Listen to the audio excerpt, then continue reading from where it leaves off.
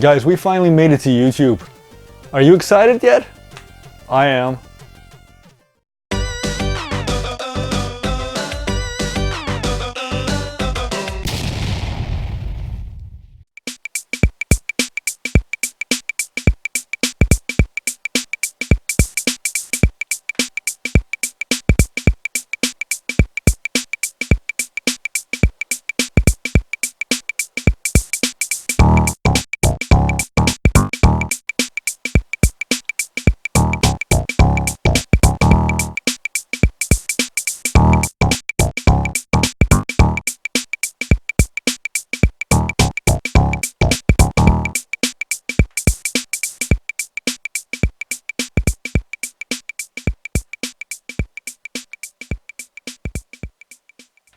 Just like so many people around the world, I love collecting big box games, and I miss the days of going to the shop and buying that actual physical copy of your favorite game. So as you can see, back in the day, these boxes contained all kinds of stuff and at least came with a manual, which is getting rare these days. Luckily for us, there are some really cool developers in the Atari ST scene who have decided to release their work in physical form. And that is exactly what we're gonna do today. First, I want to talk about these new creators, then we'll check out their games, and finally, we're gonna do a little bit of unboxing. Marty style.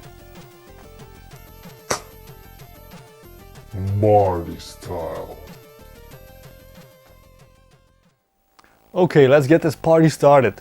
So first, I want to talk about the person who created the games you see behind me. His name is Thomas Ilk, and I hope I pronounced it correctly, and you should see him right about now. So I had the chance to interview Thomas last year for Atari Legends, but for those who missed it, I'm gonna do a quick recap. So Thomas is a professional film editor in real life. He's 45 years old, living in Austria, and lucky for us, he loves creating Atari ST games. He discovered the Atari ST by the end of the 80s. He was 15 years old, but he didn't like playing games, so he started making them in the only language he ever mastered, GFA Basic. And by the beginning of the 90s, he released his first PD game called Laserball. He was 17 years old. So fast forward to 2010. Thomas rediscovers his love for the Atari ST. He finds all his old code, as well as the first version of Laserball. He is amazed at how rough the game looks and feels, so he starts digging into the code again. It takes him another 4 years to master everything, but with the help of a lot of people in the Atari scene, he releases in 2015 a new version of Laserball. This new version contains better level design, better graphics and amazing music. Here's a fun fact. By the time of its release, people described Laserball as a deflector clone. Yet Thomas had never heard of the game before. He was inspired by games like Atomics or Oxid in the creation of Laserball. So now there was one more thing to do. Thomas wanted to accomplish one more dream, and that was releasing a physical copy of his game. So he called in the help of the amazingly talented Melanie Schöber to do all the artwork, and he released a fantastic package. Sadly, it was sold out immediately. So lucky for me, it got re-released last year, and yes, I got a hold of a copy. And now I'm very much looking forward to finally unwrapping this, as it has been sitting on my desk for the past 2 months. Let's do this.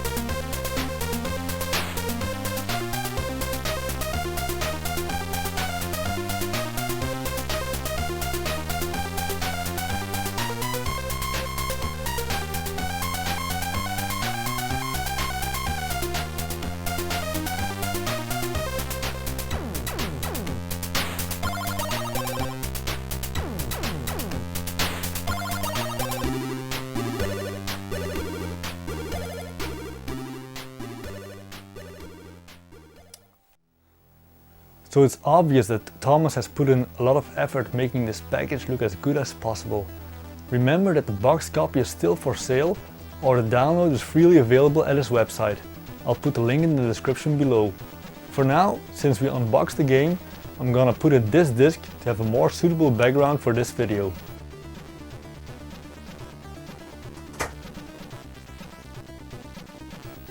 Ah, much better. And the game seems to work. Awesome. So, this is not the end of the Thomas Ilk story, of course. No. As a teenager, Thomas was always fascinated by all the racing games on the Atari ST, and he wanted to create one himself. So he started coding his own version, which ended up being nothing more than a failed tech demo, because Thomas didn't manage to pull off more than 2 frames a second using GFA Basic. And of course it's that piece of code, the demo of the moving street, that Thomas stumbled upon in 2015 after the release of Laserball. And guess what? He started optimizing it. And soon, the dream of creating his own racing game became closer to reality. For this project, however, Thomas wanted to take everything a step further. So we did a request on Atari forum for a graphics artist. And it didn't take long for Alan Tompkins to join the team. Alan Tompkins is one of those famous pixel artists of the 80s. He has created graphics for a ton of games, on the Amiga, the ST, the PC, even the Sega, you name it. So it took another whole year for the team to develop Anarc-o-ride, and in 2016 the first version of the game was released. And you might wonder, why the name Anarco-ride? Well, Thomas does not consider himself to be a good programmer. Those are his words, not mine. He knew he couldn't measure up to the racing games already available on the Atari ST, so he took the idea and completely turned it upside down. He created a parody of a racing game in which you could not crash. Anarco-ride was very well received. It turned out to be a very fun game with a lot of political satire and dark humor. And you really need to check out the swearing mode. It's hilarious.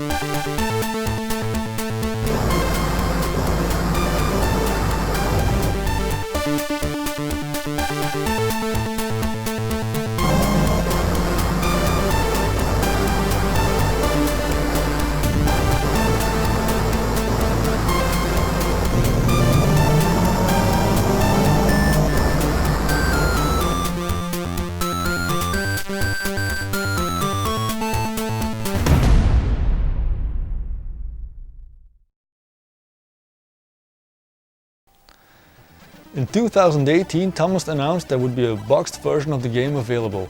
I didn't hesitate a second and I got a hold of this beautiful collector's edition. And I can't wait to check out what's all inside.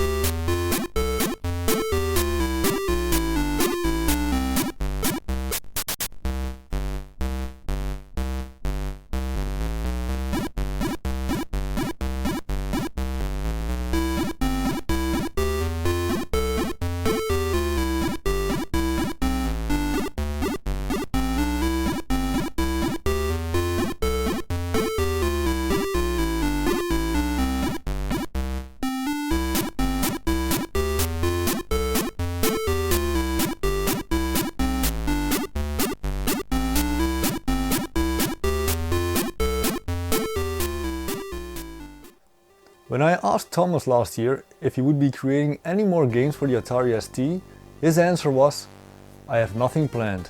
I always go with the flow, but when I do something, I want to do it right." A few months later, he surprised the scene by unleashing the following teaser.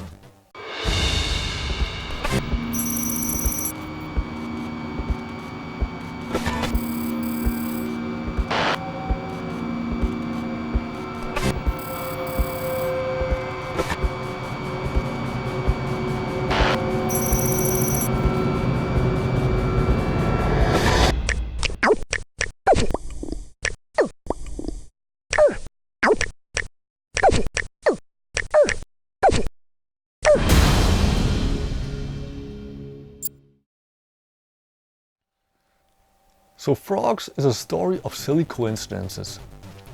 Originally created by Christian Gleisner, aka Dr. Wirro, a local friend of Thomas, Thomas really liked this game, especially for its party value. But that was not enough for Thomas to start converting it to the ST. He needed more of a challenge, and that challenge came in two forms. The first one was AI. Thomas had never ever created decent artificial intelligence before in a game, and the original game did not contain computer-controlled frogs. The second one was a 4-player modus. How would you do that on the ST? Thomas came up with an idea to link two STs together using the MIDI port. Thomas talked about his ideas to Christian, and when he gave the green light, he started converting the game to the Atari ST. That was September 2018. 1 month later, Thomas presented the game at the Ofham party in Germany. It is there that he met Daniel Ilgen, aka Insane. Daniel had just created a game Zataka, which he was going to present at the Silly Venture party in Poland. Daniel asked Thomas if his Frogs game would be compatible with the 4-player adapter. Thomas didn't know what he was talking about. Suffice to say, Thomas left the Ofham party with a Frogs version that was completely compatible with the 4-player adapter and the idea to release a boxed version of Frogs and Zataka as a double pack special edition.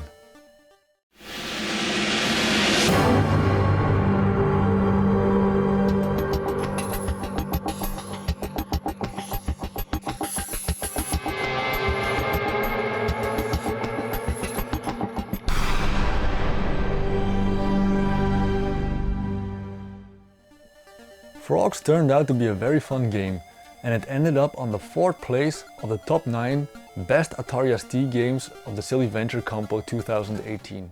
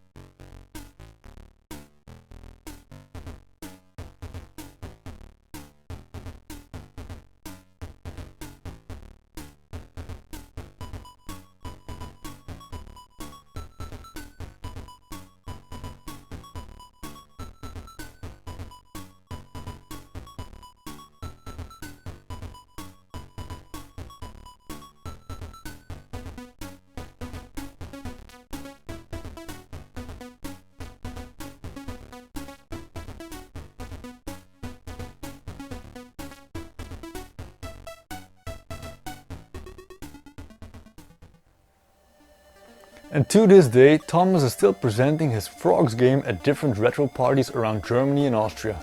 Check out the following footage.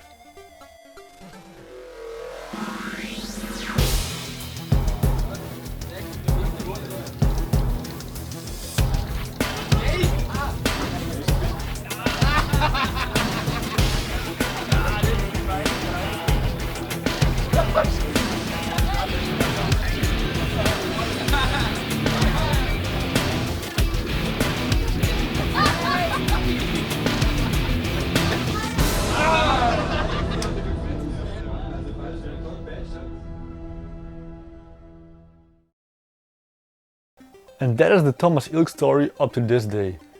Who knows what he has in store for us next? I'll keep my fingers crossed.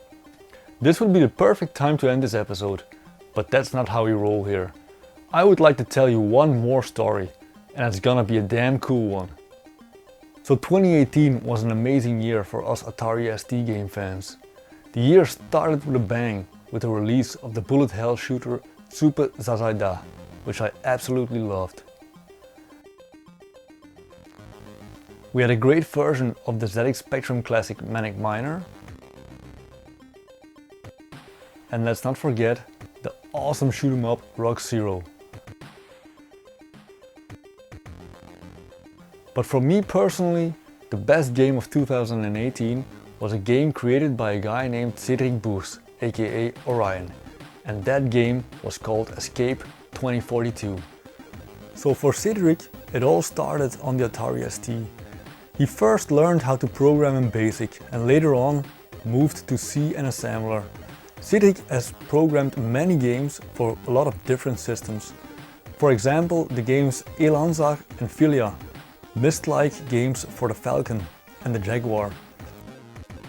He also created a beautiful platformer called Alice's Mom's Rescue, which was released for the PC and the Falcon. And on the Atari STE, he did a puzzle game called Yopas. Escape 2042, however, was first released on the Game Boy. It only contained one world. So Escape 2042 is a retro-styled puzzle platform game, and like the title suggests, you have to escape a highly secured prison, avoiding guards and unlocking doors by solving short-term memory puzzles. So once the Game Boy version was done, it was time for the 16-bit platforms. Cedric created another 2 worlds and 2 extra mini-games before releasing it on the Sega Mega Drive, the Jaguar and the PC. Finally, Cedric wanted to convert the game to the system on which it all began for him, the Atari ST. However, Escape 2042 turned out to be an STE only game, because Cedric wanted the game to be as fluent as possible and never go below 50 frames a second. Also, one of the mini games had to be scrapped. All that being said, I thought Escape 2042 was a beautifully atmospheric platform game, was a lot of fun, so much fun that I bought it twice. First the digital version and finally the boxed copy you see behind me. And now it's time to show you what's all inside.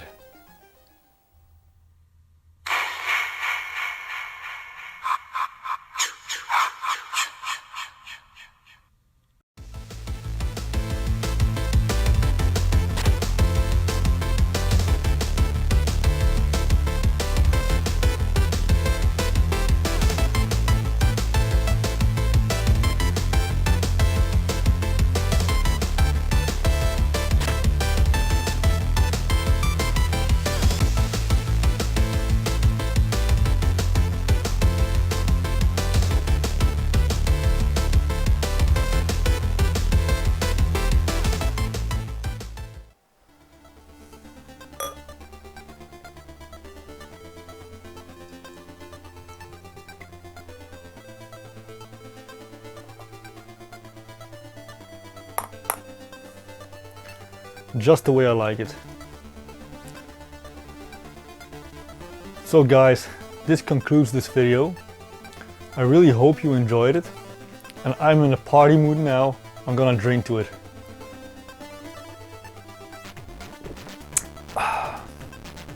Awesome. So please keep in mind that all the games are still for sale, so if you want to support your boys in the scene, consider buying them, they're worth it. Also, if you are still somebody who likes to read from time to time, the games discussed have been reviewed at AtariLegend.com, as well as interviews with Thomas, Cedric and Alan Tompkins. I'll put all the links in the description below.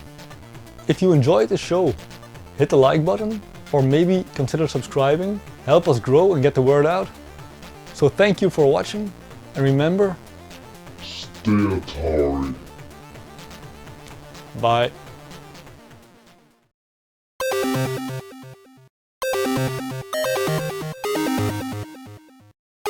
So it's very clear that Thomas has put in a lot of effort making this package look as perfect as possible. Perfect package.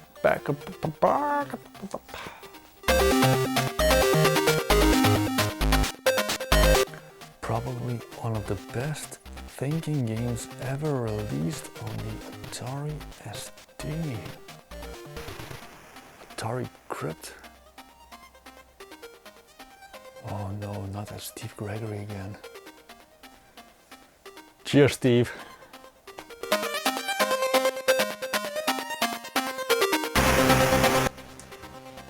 So 2018 was a great year for Atari ST gamers. 2018 was a great year for Atari ST gamers. 2018 was a great year for Atari ST gamers. We started with the bullet hell shooter Super Zasadai. Super Zasadai.